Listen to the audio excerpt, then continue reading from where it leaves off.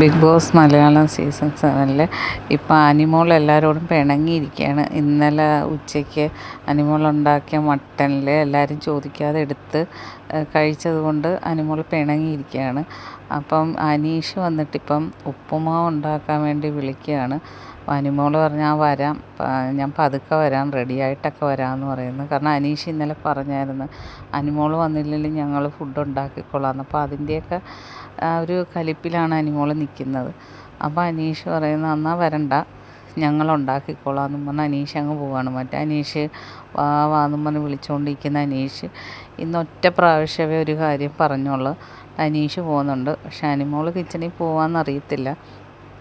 പക്ഷേ kitchen team ഇപ്പോൾ അനിമോളും onion Sabu, Akbar, അനീഷാണ്.